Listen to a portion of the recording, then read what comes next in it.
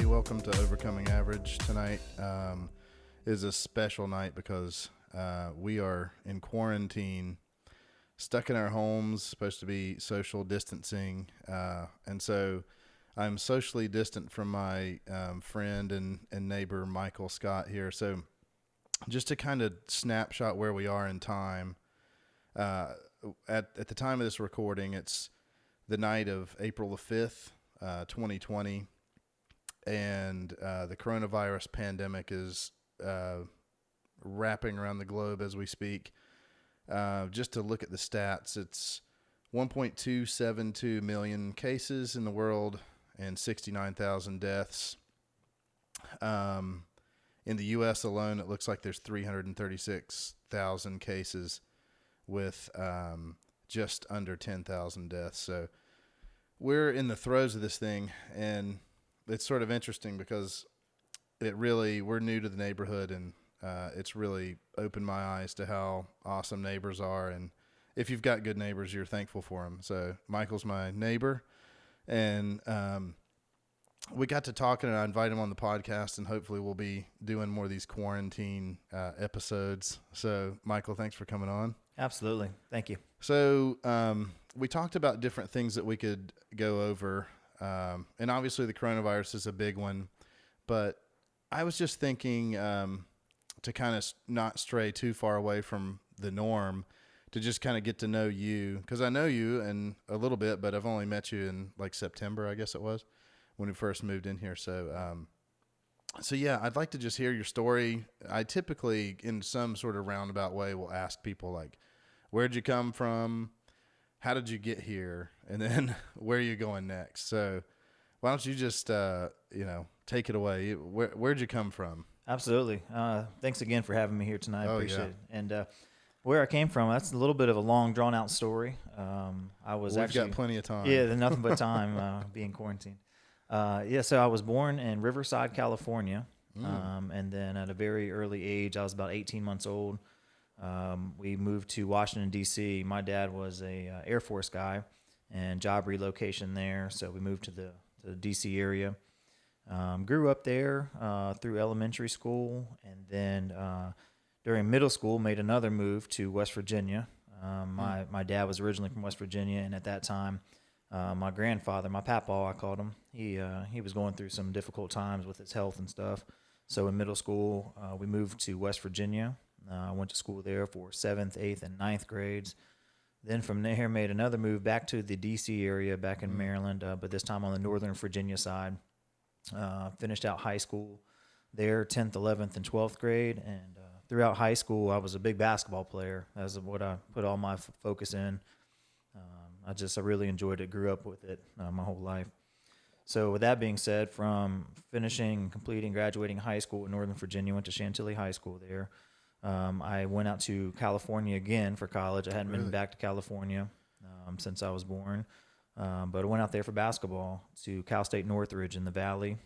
So went out there, studied business, and when I finished up with my college playing career, I became a assistant coach on the team there for a couple years. And then you said at Cal State Northridge? Yep. So California State University at Northridge.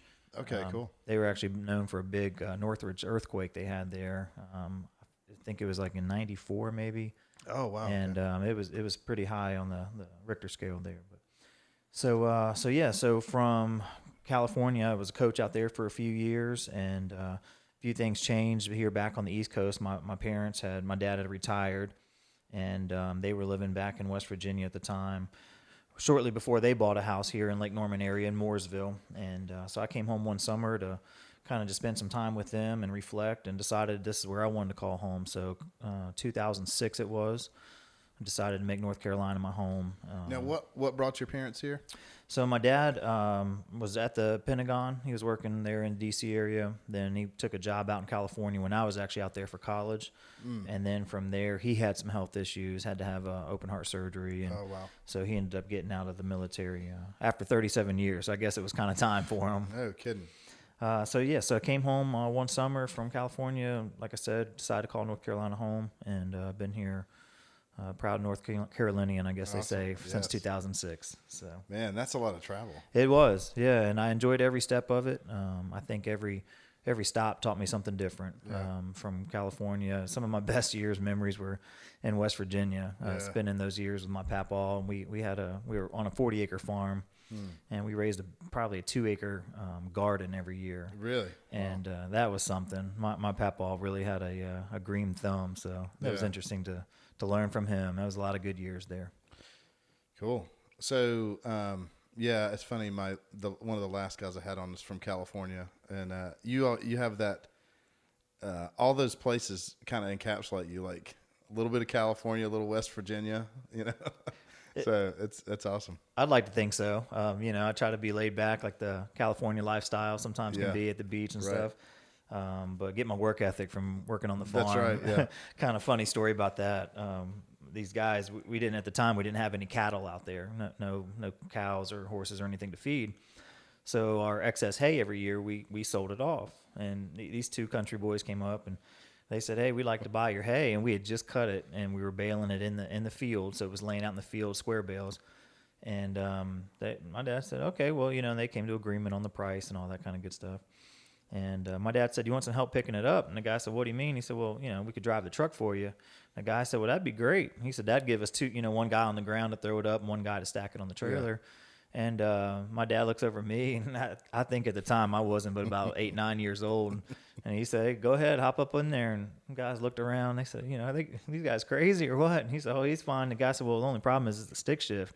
My dad said, "That's all right." He said, "He'll figure it out. He knows what he's doing." So sure enough, I went in there and I'd get down so close enough where I could push the the clutch in and put it in first gear and slowly let it out. And boy, we took off. Then I'd had to pop up over the steering wheel so I could see where I was going. But that just kind of kept it steady right down the middle of the hayfield, and they were throwing the hay bales on and stacking it. So, Oh, that's classic. Yeah, pretty funny. I was reminiscing about my grandfather today. He passed away about 3 years ago. He's 100 years old, and I grew up on a dirt road and gravel road, and we had to like scrape it, and so we would go to Grandpa's house and borrow the tractor. But it was like this big field tractor, like with attachments on the back. So there was no like trailer to haul it around. So I drove the tractor on the main roads with like a bush hog attached to the back, to go and drive it over and scrape the driveway. So, I look back at those times and think, man, that's kind of what made me who I am today. So absolutely, I reflect on those all the time. This morning, my wife and I, we were listening to some older country music back from the 80s and 90s, and which was that time frame that we're referencing for West Virginia. And every time I hear certain songs, it just reminds me of the back roads of West Virginia. Yeah. It was Route 20 that we used to take, and my papaw, spending time with him, and it was, like you said, that's what framed us into who we are today. That's right, Those yeah. memories. So tell me a little bit more about the basketball. So you played and then you became a coach. So what was that like? It was awesome. Like I said, I grew up idolizing Michael Jordan. I mean, I loved everything about him. Just his tenacity on the court, his level of competition, his work ethic. I really like that word, work ethic, just whether it's in sports or life. I think, having a good work ethic is a lot. But anyway, just growing up, and then when I hit high school, I started receiving some smaller offers from Division IIs or Division III schools. And for whatever reason, well, I know what reason, I just always wanted to be the best. I wanted to go Division I. That was always my aspirations.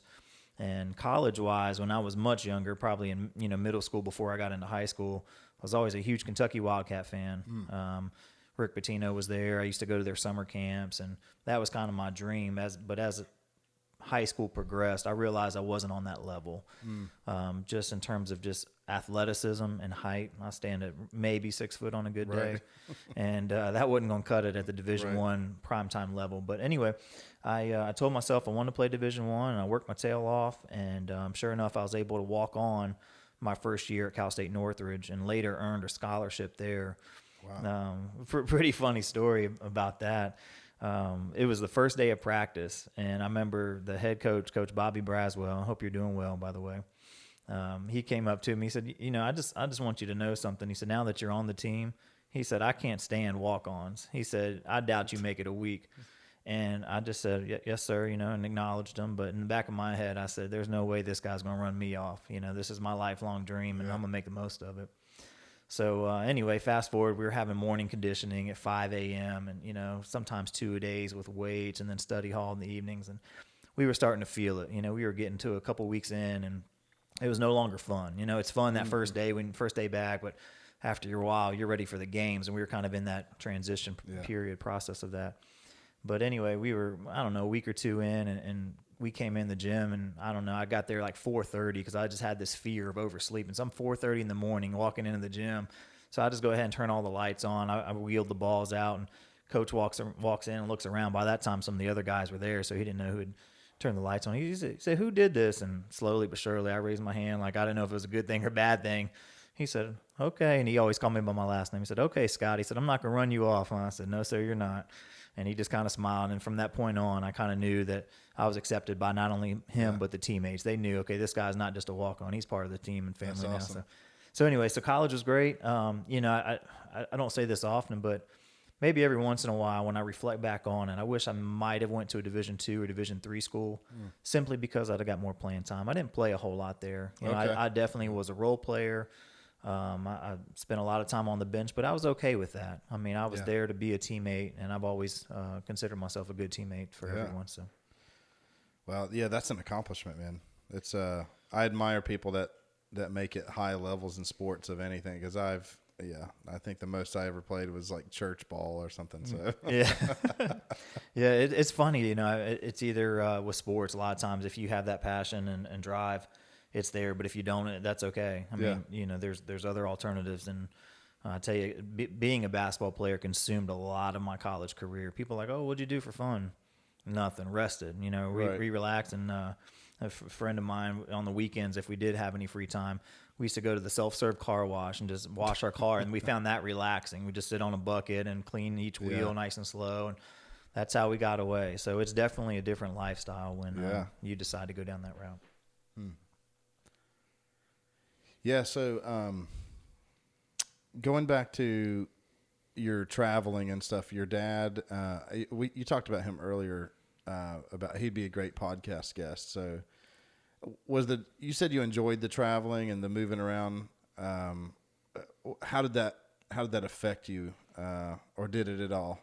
I don't think it did. I don't know if obviously being 18 months old, I'm not sure that I was able to process over moving at that time, but maybe subconsciously, because later on the moves, I don't know, I was almost an advocate for it. This is another interesting story. You're bringing back a lot of good memories for me here tonight, so that's good for me even. Yeah. But the move to West Virginia, I basically lived in D.C. my whole life from the time I was 18 months old till, middle school, and never really traveled outside of that D.C. area, so that's all I really knew. We took a trip to West Virginia. Like I said, my papa had some health things, and so we were going to go out there and help take care of him. And we look at this farm, and when we were looking at it, I couldn't wrap my head around, because again, I think in the transition between 5th and 6th grade. I couldn't wrap my head around that one person could own 40 acres. All I knew was the city of Maryland and D.C. area. And I said, so you mean all the way up to that fence and all the way up over that hill and down here by the creek and back? And they're like, yeah, one person, this would be our property. And then obviously the price point was, I couldn't believe that you could have 40 acres for the price they were asking in West Virginia compared to what DC, you get a small house and it's 3 times the cost. Oh yeah. At least. But anyway, so that was an interesting move back to West Virginia, but I just, I don't know, everywhere we went, I found the good in it. We talked about this the other day too, whether people are introverts or extroverts. And I've always been an extrovert, and maybe it's because of the moves, but I just found a way to make friends quickly. From West Virginia moving back to Northern Virginia, that was a little hard because I left between my freshman and sophomore year, so I'd just gotten into high school. But I think everything in life is somehow intertwined and related. In this case, it was sports. So sports was an easy avenue. The minute I got to my new high school in 10th grade, I went and started playing basketball with the guys at pickup. So you just, it was easier for me for that, to have basketball there to create friends. So that made the transitions easy. Yeah. And, I named the podcast originally Overcoming Average, because nobody wants to be average, and I look for those little things of like, we've all heard the stories of, well, I'm screwed up because my parents moved one time and it ruined my life, whatever. So I'm always curious, to see where you're like, you found something to cling on to kind of push you through that. And I totally get it. Basketball's your thing. You come in, you're confident, you can go pick up another school, and you're right back in. You've got friends, you've got a coach to look to, you've got, instant community. Yeah. So that's overcoming, because that can damage some people, I think. But that's good to hear that was with all that moving. I mean, it's a surprise to hear that it wasn't that big of a deal. So. Yeah, and that would lead into that. No matter what it is in life, right? I mean, people adjust and handle or react to certain situations totally different. Two people can witness the same exact car accident, let's just say, for example, and one will walk away and be like, oh my gosh, have nightmares forever, and the other person just like, man, that was hard to see, but I'm okay now. Like, and they just rebound quicker. I mean, we could relate that, going back to your initial intro of this, to the coronavirus right now. Some people are, in our opinion, may be overreacting. Some may be underreacting by not adhering to the social distancing that they should be. I don't know. Just people handle things differently. So. Yeah, that's for sure. Yeah. Yeah. So keep taking us through your story. So you got us up through college. What happened after the coaching, I guess? So after coaching, I moved to the Carolinas. I wasn't really sure what I wanted to do. I didn't plan on making the move. I was hoping to get into coaching, and I actually interviewed several times with Davidson College here locally where we are with Coach Bob McKillop. And I just couldn't. We could spend literally all night on just talking about the man that he is. He's got some very awesome stories. I consider him a master motivator. I worked some of his summer camps for the younger kids, just trying to get my foot in the door there. But anyway, so we're fortunate to have a great basketball coach right here in our backyard at Davidson College. I know he's had opportunities to go on to higher Division I levels, but he likes it home here. And then of course we'd be remiss if we didn't mention Steph Curry coming from here. Yeah. I mean, everyone knew he was great in college, but I don't think anyone could have foreseen him having MVP years in the NBA. So absolutely. Anyway, that's pretty cool.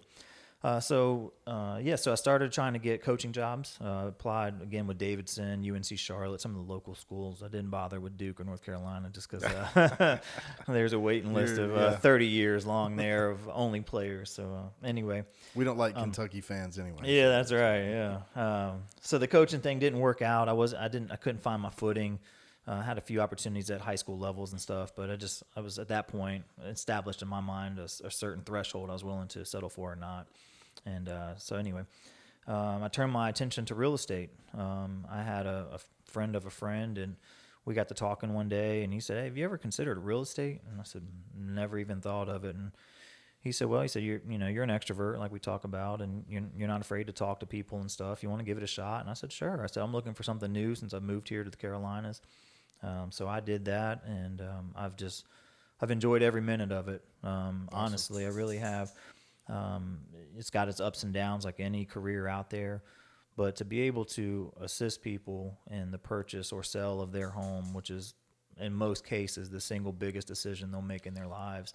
Yeah. There's a lot of responsibility comes with that, and I really cherish that opportunity to try to make that transaction as smooth as I can. Yeah, when I first met you, I remember, we were just doing the small talk, like, what do you do, this, that, and the other, and, I told you about my brother who's into, I don't know, what do you call it, lending, or, mortgage lenders, yeah. It's like mortgage lending, so I'm even still figuring out the pieces of the puzzle, but I know with moving recently how important, gosh, the real estate agent, they play such a big part of your comfort level in buying a home.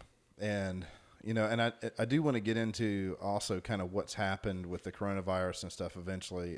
And we could probably do a whole nother podcast just on that, maybe with even recommendations and specifics. But yeah, one thing that I remember about you in particular is that your, I don't know if you'd call it a niche, but like you kind of know the whole ball of wax, like the financing, the house, even a little bit of the construction, a little bit of the remodeling part.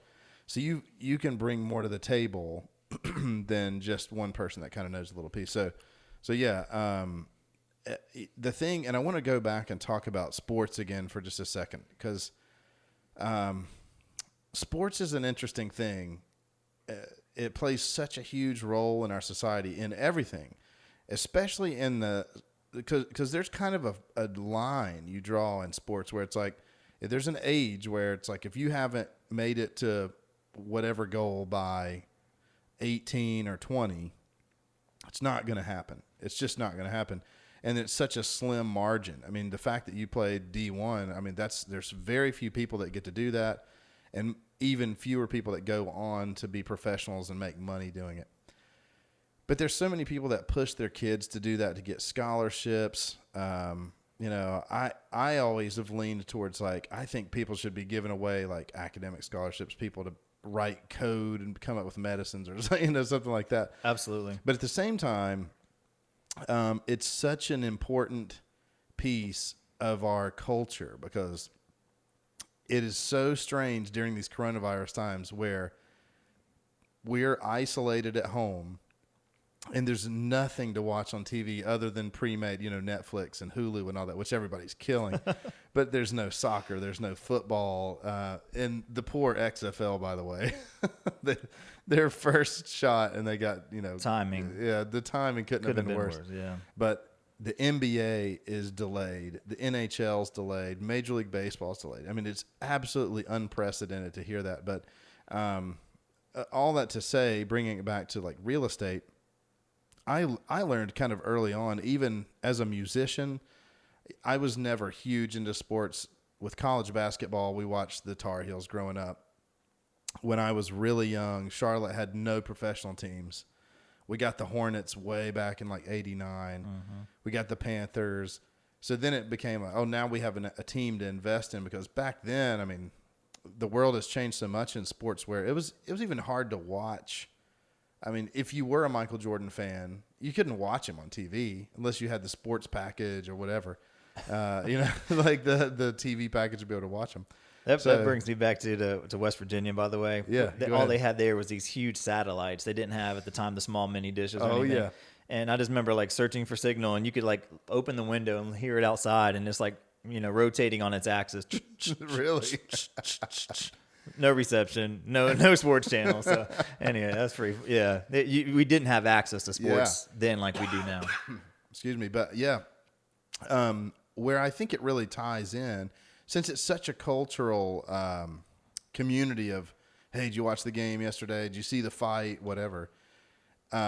It does play into a lot of our jobs nowadays, where if you can just kind of shoot the breeze or have a little camaraderie with another sports fan, man, you might land a deal. You might, get along with somebody better just because there's a little bit of that connection. So golf is great for that. Yeah, that's a great. Yeah, golf is awesome for that. But yeah, I totally see like pretty much every salesperson I know that's an extrovert. They like some sort of sports or played sports. So anyway, yeah. So back to your story. Well, a couple of things that I'll piggyback off. It's interesting. You said there's no sports on now, and it really is. It's like you just don't realize how important it is. I saw somebody post the other day, and they were used to complain about a noon kickoff game for college football. They're like, just give me a 8 a.m., 9. It doesn't matter anymore. Right. We just want something. And then a few weeks back, we caught the end of the iRacing for NASCAR. And I found myself watching it again today just because there's not much else on. So we're literally watching NASCAR drivers sit at their homes and virtually race, spin each other out. And but it gives us something to watch. And I mean, I don't want to go too far down that rabbit trail, but I think that might be some of the future of what we're looking at is some virtual. People already watch, what's his name, Ninja on YouTube, watching kids play video games. And, I don't understand myself, but I know a ton of people are into that. So, hey, maybe we'll be watching virtual baseball and virtual basketball. Well, basketball actually. So they haven't started virtual basketball per se, but they were showing NBA players playing NBA 2K and broadcasting it, and they're having a tournament as we speak. Awesome. Yeah, there were some games today. I tuned into it for a minute just to see, but anyway, yeah. That's awesome. It's interesting. Yeah, so bring us back to your story. So you got into real estate through just a friend, or how did you get into that? Yeah, another realtor, friend of a friend, and we just got to talking. He said, "Hey, you're not afraid to talk to people, and that's what this business is about, is relationships." And I said, "Great, I love talking to people, learning about people, and if I can help them along the way as well, just that's an added benefit for me, and that's what it's turned into." And then taking it back a little bit to you were talking on, I kind of do a little bit of everything. And I think that helps me. That gives me a leg up on some of the other realtors out there because there are a lot of good options, but the thing that helps is I flip houses on the side. And so I'm able to learn the structural issues and electrical things. And I know kind of what to look for in a house. Oh, is there like a different, just a slightly different color on the ceilings? Well, that's going to indicate there was maybe a leak at some point. Right. Has that roof leak been fixed or not? But it just kind of helps me along that process. And then the mortgage side, I've got a great mortgage lender that I typically refer most of my business to. I work with several different ones, but I love picking his brain and asking, okay, how do we get qualified for this? How do you do that? Because I do want to be somewhat knowledgeable on that to be able to at least provide the right option for somebody to get in contact with somebody that can truly answer all their questions. Yeah. To tangent for a second, what are your thoughts on the coronavirus and the effect that it might have on mortgages, on people being able to get mortgages? Where do we stand with that, or do you even know? Yeah, so it's an ongoing thing right now, and it changes every day. What is going on? So it's important to not just take something you hear one day and run with it forever, because tomorrow morning we wake up with different things. But a few things I did want to touch on. I know a lot of mortgage lenders are posting on social media some information that may not be 100% accurate, and they're doing the best they can to get information out that is valuable during this time. But one of the things I was reading was that it can affect your credit score by taking a mortgage forbearance, which allows you to do a lot of different things. Typically, a forbearance is where you suspend payments for 3 months or 6 months, and some of those options are still available on a case-by-case basis. But there are also other options out there that will not affect your credit. So, and every lender is different. You've got some of the banks, you got the Wells Fargo's and Bank of America. So it's important to I'll piggyback off of something I heard earlier on one of the news outlets, but it was that when you call your mortgage lender, have a very candid conversation with them. Don't say, hey, next month I'll be able to make your payment, if you know you're not going to be able to. And that sometimes is a tough pill for anyone to swallow, to say, I'm not going to be able to do this for a while. But just be as honest with them as you can. Let them know, hey, maybe you got laid off, and realistically, you don't think you'll be able to make a payment for 6 months or a year, whatever it is. Just transparency is good right now. Yeah. And then to jump into some of the things that are available, I pull this directly from Fannie Mae and Freddie Mac, which are FHA loans, and those are backed by the federal government. Some of the options on what they're calling a loan modification, they can adjust your rate. Actually, they can, if you had an adjustable rate mortgage known as an ARM, they can now turn that into a fixed rate mortgage and give you a better interest rate. And there's always criteria with these. Credit scores and things like that. You and I talked briefly before we came on here, but something that was really interesting to me is you can go from a 30-year loan, which is kind of standard, to a 40-year loan. So think about if you're going to end up paying more interest. So, sure. But to give you temporary relief, your payments would significantly see that and help you tremendously during this time. Is that a new thing, a 40-year? I've not heard of a 40-year before. Nor have I. So I'm eager. I pulled this up today just in trying to gather a little information, but I will certainly do some more research. Yeah. Typically, if anything, you want a 15-year or even a 10-year to try to pay it off quicker with less interest. But and so the ARM thing's interesting as well, because again, I'm a Dave Ramsey guy and I talk about it a lot, but he always encourages shorter, if you can do 10 or 15-year fixed rate. So with the ARMs, that's interesting that they could lock it in, at a good rate these days. And absolutely. They understand that when I say the mortgage lenders, the banks, even the FHA loans like I was talking about for the federally backed loans, if they don't work with their customers, with their consumers, then they run the risk of having to eat a lot of foreclosure properties. That's what it could turn out if people simply can't make their house payments. And in this case, it's not by choice. It's because of this unfortunate virus that we're all suffering from. So they're trying to work with you, and that's why we have the flexibility right now to have a candid conversation to say, listen, I'm really hurting on my payments. What can we do to help me out? And they'll do what they can. So to summarize this little portion of it, I just want to say, don't believe when you see on social media that it's going to affect your credit score, or that you can't do a loan modification, or you can't do certain things. The other thing that they were saying was that, let's just say, for example, they were to grant you a 3-month forbearance. In typical times prior to this, if you ever had a forbearance, typically when that 3 months expired, you were due to make one lump sum of those 3 months, basically to get you current in 3 months. But there are other programs available that they're doing strictly for the coronavirus to say, okay, hey, we'll allow you to start making payments again in 3 months, but instead of having to pay it all at that one time, we can kind of, delegate that money and decipher it down the line further, whether it's over the next 6 months, or maybe you just make 3 additional payments when your loan was going to end, so they just tack it on completely at the end of your loan. There are options available. Don't be afraid to make that phone call to your mortgage lender, to your banks. Have this discussion with them, and hopefully relieve a lot of stress from, because there's a lot of stress right now. The last thing you need to do is worry about your finances in your house. So make that call, and they'll help you out. So let's talk about the forbearance a little bit more. Is that something that's been around for a while, or is this sort of a new? Because again, I haven't heard of that either, and these are unprecedented times. So,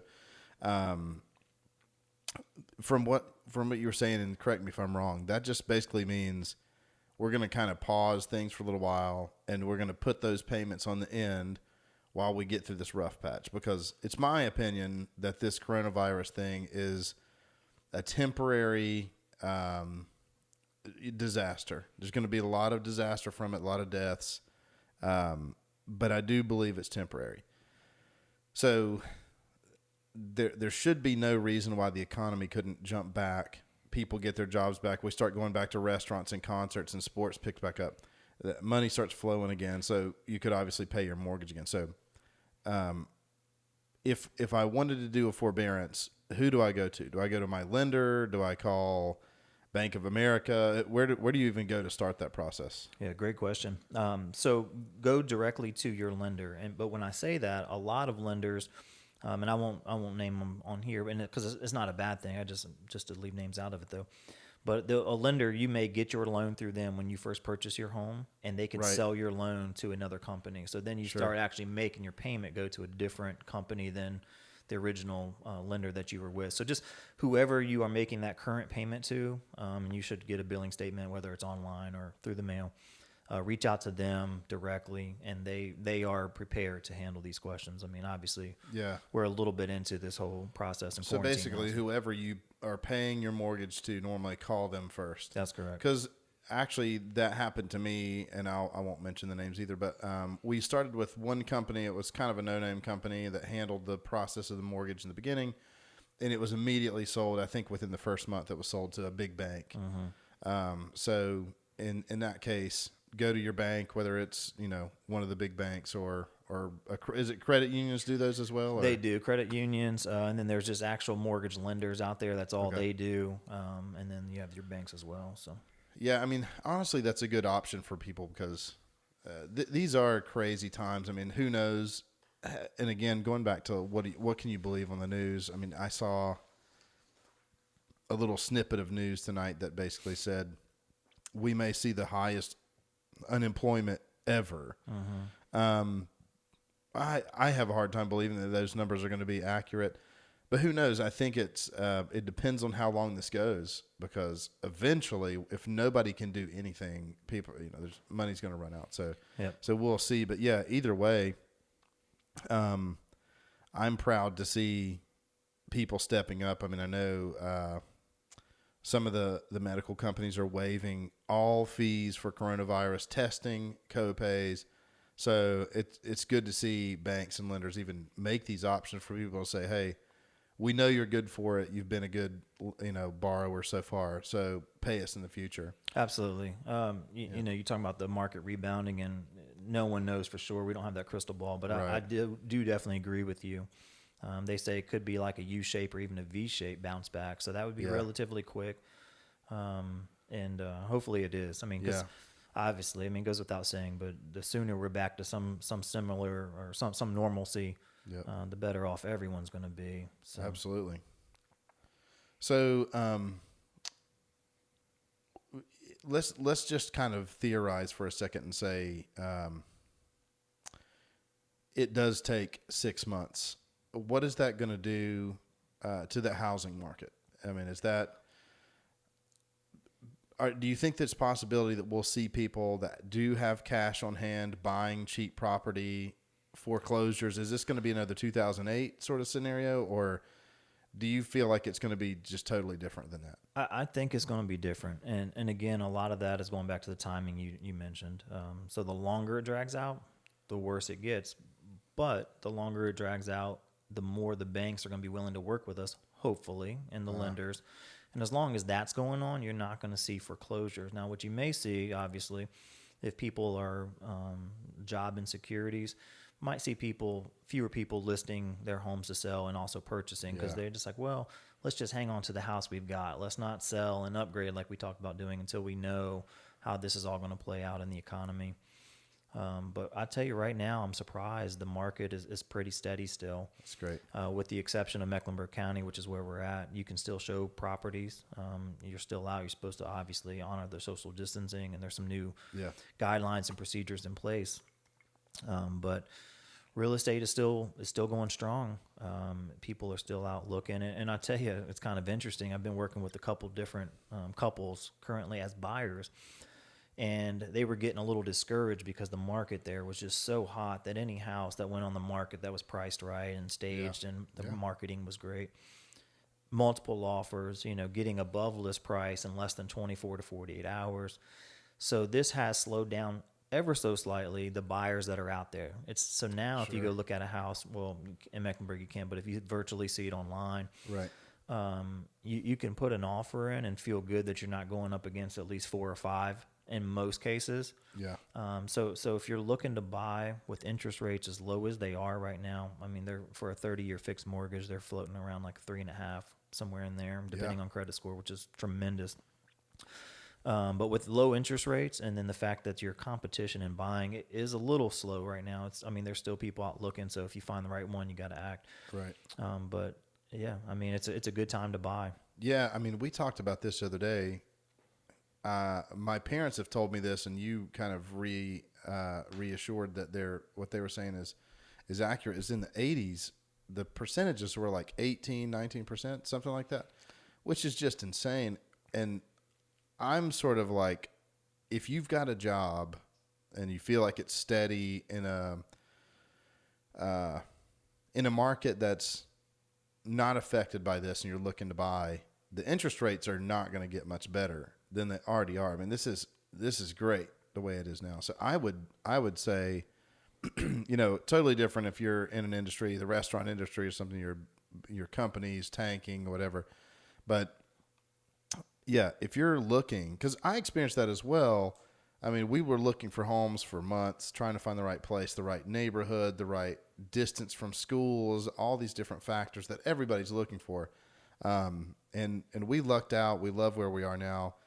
My brother, he would put in bids above asking price and get outbid by somebody. Yep. And it was just crazy. And it was disheartening. I remember him and his wife were like, man, we're never going to find a home that we like, because if we find one, we can't even pay more than they're asking for it and win it. We're getting beat out by whoever was paying for them. So, yeah, I'm trying to look at this whole thing and try to look at the bright side of like, what's the big picture? Dave Ramsey will tell you, if you look at the stock market, I believe it's if you take a 10-year snapshot of any point in time, there's always an increase. Even through the Great Depression, 2008, any 10-year span, Interesting. It's always a plus. So it's just a timing. No matter what happens, we're going to rebound. Things are going to come back. People are going to get their jobs back. I know locally, the coffee shops, the restaurants, I mean, they've got a couple of hours wait to go pick your food up. Yeah. So people are still buying food. Restaurants hopefully are keeping their doors open externally, at least. So, things are going to shift. Amazon just hired, I think, 100,000 people.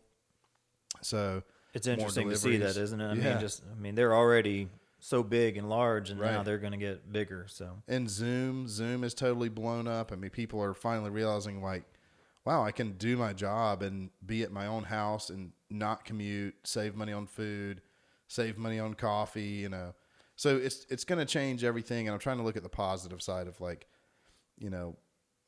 how can I hopefully start to spread a little bit of positivity of like, let's look at some of the bright side of this, and not just constantly look at the death, because it's easy. I look at the stats every day. But yeah. So going back to spreading a little positivity, I think one way to make people feel good is if the market does bounce back like we anticipate, to this U shape or V shape versus it kind of coming down and being a long drawn out process. I get this question all the time right now. Hey, do you think there's going to be an opportunity to get a good deal on a house? Our home value is going to come down some. And at this time, I say no. I think that as long as, again, the mortgage lenders are working with us, people are able to maintain their homes. I don't see a bunch of foreclosures coming. That's what they're trying to prevent at all costs. Yeah. Then what's going to happen is the people that were considering buying prior to this, they're going to be itching once the economy and the markets kind of bounce back a little bit and we're able to get back to normalcy. They're going to start spending money, and there's going to be somewhat even more of a shortage of inventory in the real estate market. Wow. I looked earlier, and right now in this Mecklenburg area, there's only a 1.3 month supply of inventory. And in a balanced market, we want to be somewhere between 4 and 6 months. So we're nowhere near that. And that's now. I mean, February, March, time frame stats. But anyway, if the market bounces back, I think real estate there'd be a shortage of inventory, and I think that's going to drive prices even a little bit higher. So if you're in a house right now like we are, I think we're in good shape, especially in a new build subdivision. So there's some positivity. Now on the dark side, if you're looking to buy right now and you're looking for that good deal, it's not really out there, and at least not yet. We'll see what happens. Yeah, man, that is hot. 1.3%. Yeah, 1.3 months supply. 1.3 months. I mean, yeah, wow, that is hotter than I imagined. That's good, I guess, in a way. Yeah, and bad in other ways. And then everything has like a trickle down effect. So we haven't seen the effects, and we won't for at least another month or two in real estate for the numbers. But that was the month of February, and then March stats should be coming out here any day now. Wow. Yeah, my brother told me, if I may misquote him here, but they had one of the best months of his new company, I think in February. Refis probably, yeah, absolutely. Yeah. I mean, home sales were great, and then February we started getting a wind of the coronavirus, and maybe people look to refi, maybe pull a little extra home equity line of credit out for some extra money, just in case things got to the point where they are now, unfortunately. Yeah. One other thing you were talking about was the interest rates, how they used to be so high, like 13, 14, 15%. Another misconception that I take this opportunity to share is that a lot of first-time home buyers or even people with less than perfect credit, they think that they have to be, high sixes, low sevens. And you can actually get approved for a FHA loan with as low as a 500 credit score. With that, you got to put 10% down, and there's not many lenders that will do that. But also impressive, you can have a credit score of around a 580, and with 3.5% down, you can actually qualify for a home loan. So, wow. So I think that's awesome to know. A lot of times when you're a new, first-time home buyer, maybe you just haven't established credit yet. I mean, sometimes it's hard to do, getting that first credit card, a few things in your name. So so don't be afraid to reach out to a mortgage lender and see what they can do to help you on that. And then also, while we're on this topic, conventional loans, big misconception with that I love to address. A lot of times people think that 20% is required for conventional loan. That's not true. You can actually get a conventional loan with as low as 3% down.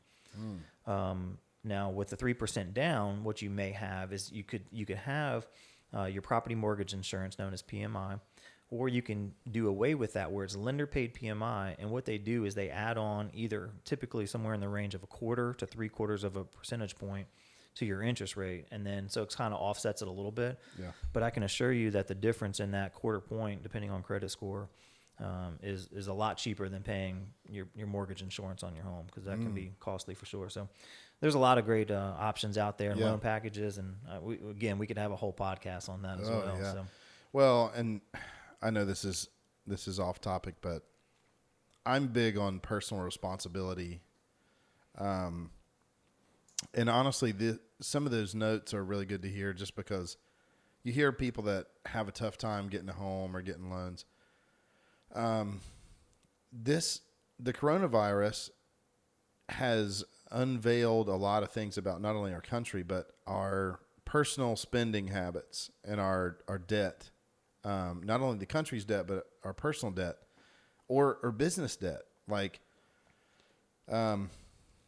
Cheesecake Factory, they came out and said something along the lines of like they didn't have enough to pay their people for like 3 weeks, which is like, whoa, that math doesn't, you can't even afford a month. Right. So that's really eye-opening to how thin the margins are on some of these companies.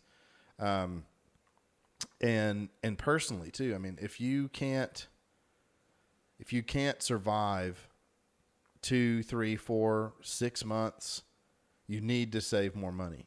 And, you know, the good thing about all this is, yes, you can afford a house, but, you know, one of the things, honestly, that scares me about that 40-year is some people would try to get into, you know, a 100-year loan if they could to try to get the cheapest price on the biggest mansion that they can afford, not knowing how much they're paying in interest, not really knowing the numbers, not really considering like, I can't really afford this. Like I can make the payment, but I can't afford it. And, you know, I was raised sort of that Dave Ramsey style that, you know, if you don't have the cash in your hand, if you don't have the cash in your pocket, you can't afford it, period.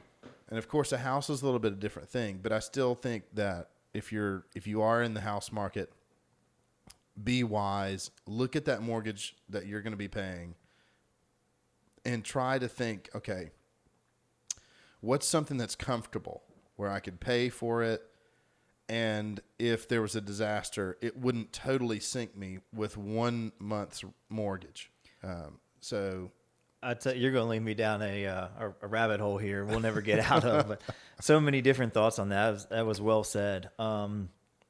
Yeah, you and I briefly talked on the overspending that just as Americans we do, right? I mean, like we see things and we're like, wow, new shiny object. I have to have that. This is, like you said, this time has given us an opportunity to certainly reflect, to realize what we need versus what we want. Because with the, you know, uncertainty of everything, it makes you think, I don't need that right now. That can wait a couple more months. You know, definitely. You know, you mentioned about buying a house that's maybe too much. It's funny. It was even before my time and your time as well. But, you know, families used to have like 2 bedrooms, 3 bedrooms and have 4 or 5 kids. that's right. And those kids turned out okay. Like they're doing great. Yes. And in today's society, I find it interesting, and I'm guilty as charged as well. But I'm out showing families properties, and let's just say a standard family has 2 kids. So Sure. I meet with them and go over what their preferences are in the home and what they're looking for. And with 2 kids, they're like, well, we need at least a 4-bedroom or probably a 5-bedroom with a bonus and an office. And I'm thinking to myself, all these families aren't looking to expand that much, but they just feel like every kid is entitled and should have their own bedroom. Now, if that's your preference, great, and that would be mine as a parent. Sure. But at the same time, it's not necessary. And going back to your point, I think this whole process will maybe make people realize maybe we don't need as big of a home in general, right? We don't need 5 bedrooms and we only have 2 kids plus a bonus and an office and all these things. I know it's made me more grateful for what I do have. Yes. And I cherish the little things that are gone from us, hugging family and not being able to see them and supporting businesses. And, you know, the next time a server messes up my order now, I'm definitely going to have more patience. Like, I'm just thankful to be out right now. That's right. You know? So it's been a real eye-opener. And, you know, it's easy, I think, again, you and I talk a lot of just about life in general, but it's easy to find negativity in life and not always easy to appreciate what's right before us and what we have. And again, this time is allowing us to do that. I mean, but it is tough. There are some people that are really struggling, especially if you've been unfortunate and lost your job. I can see where that stress would mount, but just, I guess, as a message of hope from us, right? We want people to look for happiness and know that we will get through this. Certainly things have happened in the past that have been worse than this. And as a country and as a nation, we'll get through this, and we'll look back and be like, hey, I was tough enough to survive that. So we'll be able to pat ourselves on the back. Well, you know, I had talked to you about the book study that the guys and I are doing, just some guys, and hopefully you'll be able to join in with us next time. But Unfortunately, it kind of paused with this whole thing because I can't socialize with them anymore, which is just hard. It's so weird to even say that. Like, hearing it. people that I see, 2 times a week now, I haven't seen them in 6 weeks or something like that. It's just incredible. Man. Actually, my good friend Rick, who's been on the podcast a couple times, last time they came over to the house, we were cooking out, and I remember that morning, I was like, what's with this coronavirus? And I looked at it. At that point in time, there were like 1,000 cases in the U.S., and I started a little journal of like how this has progressed. So it's crazy to see how quickly it's ramped up. But it is interesting to see, right? I mean, again, you and I talked at first, and I think we were of the consensus that people were overreacting. right. Now we're probably somewhere in between. We're not overreacting, but we're certainly not underreacting any longer. We realize that this is getting pretty serious, and Well, and you hear stories. I mean, it's hard to listen to the news because I mean, if you want to find it, you can find out about Bigfoot got the coronavirus and is on a ventilator. That's true with anything. I mean, no matter Exactly. what side of the political thing you're on, if you want something to support your belief, you can find it. You can find it. Yeah. So you're right. But and I don't want to see it come closer to home, but I think that it'll let us know for sure. Like, okay, this is really bad, or it's not. And I know a neighbor up the street here who works in in the cancer area, oncology.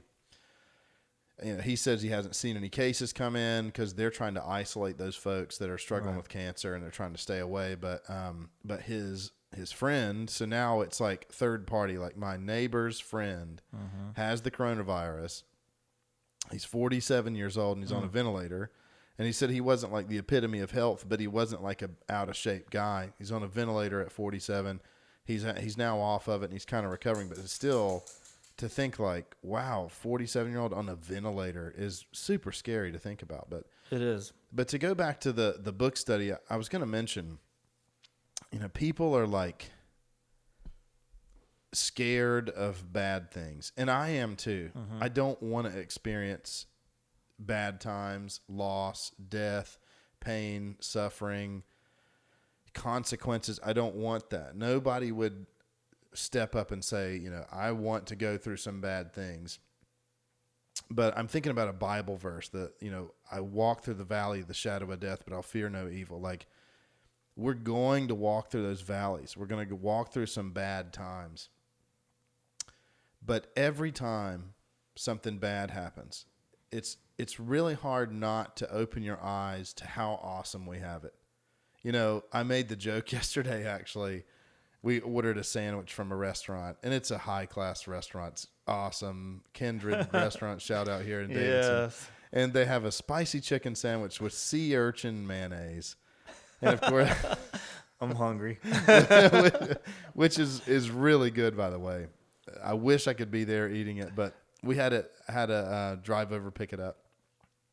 And when you walked up, I was working on my shelves in the office here, and I remember thinking, how bad can it be if I'm ordering a chicken sandwich with sea urchin mayonnaise, and gonna have it delivered at the curb for us, So looking at those things, you're right, like to hug the loved ones, that we still have while they're here, to talk to them and hear their voices. Like, it's made me open my eyes to, as a father of 3, to the time that we're spending together as a family is definitely taxing. It's definitely taxing. It's rough.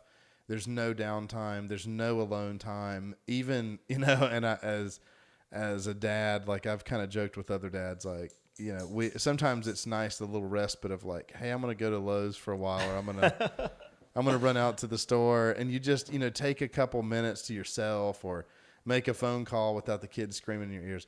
And that's been taken away, those little things. But to look at to my girls, they don't know any different, man. They're just excited. A neighbor here had a social distancing outside gathering with her kids yesterday, and they're all sitting 10 feet apart in lawn chairs with a fire in the middle. And my middle daughter Finley, she said, "Dad, something great has happened." Miss Molly has invited us to her party. And to hear that, man, it just melts your heart, and to think like the innocence that they don't see, the nervousness, and they're walking through those days, and so they're walking through that valley.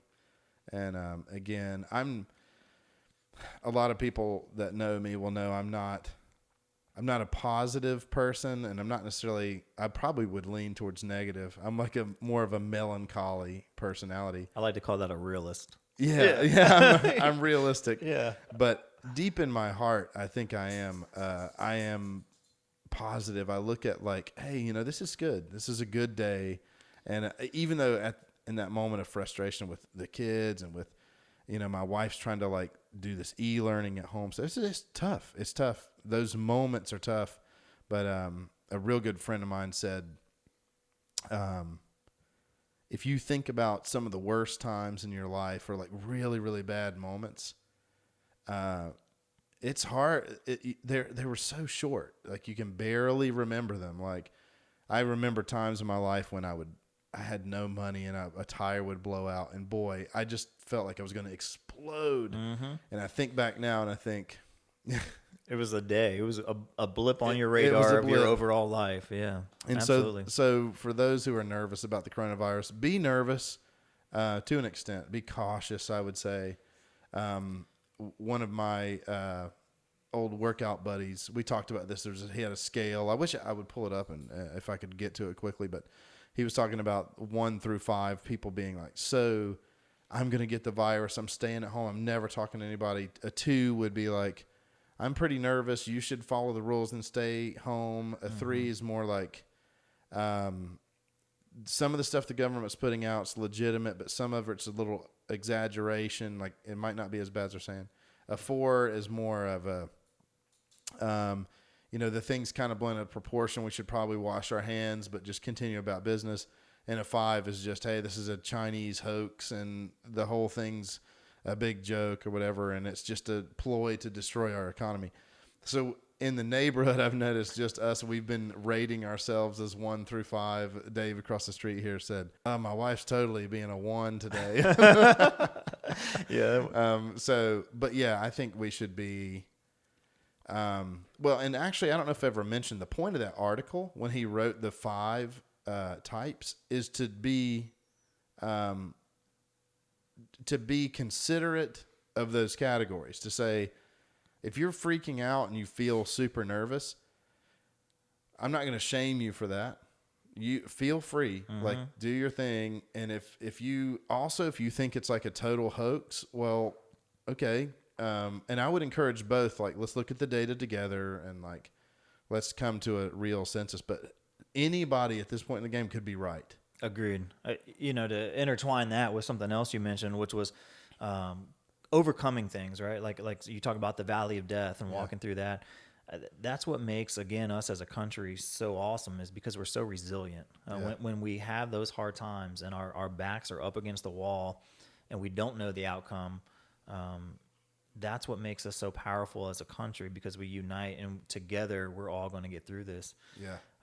It's an interesting thing. I think going back to your chart, that was an awesome thing you shared. And I think as we learn more information and the numbers of cases and unfortunately deaths rise, it changes where we're at a little bit. Yeah. At first I was more probably towards a 4. Yeah. But now I'm probably right in the middle. I'm a 3. I think maybe a little bit's overblown, but I also realize the severity of it at the same time. Yeah, I think it's wise to not be probably on either one of those spectrums. It's wise to just pay attention to the details and formulate an intelligent response and answer, but also be like, if somebody says, hey, I should probably stay home. I want to go play golf, but I'm not sure. My dad is elderly and, I've got to help him or whatever, be cognizant of those situations. And, one situation actually rose, about a week ago with a parent's friend, where his daughter was having a baby. He started getting a cough. His daughter, I think there was a living arrangement where it was like, okay, the baby's coming home here, dad's sick, he's got nowhere to go except for grandma and grandpa's house, but he's got a cough. He was in the 48-hour testing period. At that point in time, that's the fastest test they could get him for coronavirus. But it's like, do I stay home and have the baby come home and try to isolate upstairs, or go to my parents' house who are elderly in their like 80s, 90s? Like, those are tough situations. That's tough. a real life. Like, that's my parents, a real good friend. And it's like, where's he going to go? Who's going to take him in? What do you do? So there are a lot of people out there that they may be stuck, but I personally have taken the stance of just follow the guidelines of the CDC, like wash hands, don't touch your face, social distance. Like, it really is hard for me, but we found ways, talking to neighbors from a distance, having more family time, a lot of porch time, yard work, projects in the house. That sort of thing has been really great. So, and to go back and kind of give that message of hope again, you mentioned how we're going to look back on this at some point and say to ourselves, we made it through, and it won't seem like right now in the moment, like you were saying, it seems really hard. It seems really tough, and, we don't have answers. But a lot of folks are comparing this to the swine flu, H1N1 back in 2009. Yeah. And a lot of people will also tell you, I don't even really remember that back in 2009. We're going to say that one day about coronavirus, maybe not like H1N1 because the numbers could be significantly higher when it's all said and done. But still, when you're in that present moment, everything, it's magnified, right? Yeah. And then when we look back, we'll say, oh, yeah, it was a couple weeks or a couple months, whatever it is. But still, we won't remember it like we do now. Yeah. So lots of takeaways. And we all look forward to that day where we look back and say, oh, man, I remember again, a neighbor picking his weeds from a distance, when I was waving him as I was getting the mail, said, he said, one day there's going to be books written about this time. And I'm thinking, wow, yeah, I mean, it's unprecedented for sure. And I don't know, again, I don't know if anybody knows how bad it's going to be. It could drop tomorrow or it could double tomorrow. We just don't know. So it's going to be interesting to see the long-term changes that come from this. You mentioned the social distancing, and you hear people even saying now, like, traveling for work is going to be different now with the video conferencing that we have. Shaking hands may be even different. It's going to put us in a whole different world that we're living in, but I don't think it's necessarily bad. It's just going to be different. Right. So exactly. With the businesses, I mean, I've been happy to see Amazon booming. The pizza restaurants are making a killing. Yeah. And to see the innovation. And I think that's America kind of at its core. I'm super proud as an American that, once we started taking this coronavirus serious, that's when the vaccine started going. That's when the medicine started going. That's when with the press conferences daily, the ventilators, GM stepped up, Ford, what's the company? Dyson invented a brand new ventilator. Just the pillow guy. What's that? I can't think of My Pillow. The My Pillow. He's now doing things to help out. I think he's manufacturing ventilators. So the owner of the Patriots came back from China with 1 million masks. So it is awesome to see what everyone's chipping in. And in such a short period of time, I mean, literally a matter of weeks, people look at the devastation. But these are, I've heard it referred to a lot as wartime. Mm-hmm. And it does feel like that in a way. I mean, luckily, like I said, it's not like there's bombs dropping on us here. It could be a lot worse. But, man, to see these companies innovate and just totally transform their factories and basically lose money to make a product that's going to save people's lives. Ford, I mean, come on. Absolutely. Yeah, I think growing up, I was more of a pessimist, but now I'm more of an optimistic person. I like to see the glass half full. Yeah. And again, during these times, right, there's a lot that we could say, wow, this is going bad. But to allude to what you just mentioned, to see people stepping up, and are we making everybody? I mean, are we all making the right decisions all the way to the top, to the president? Is he making all the right decisions? No.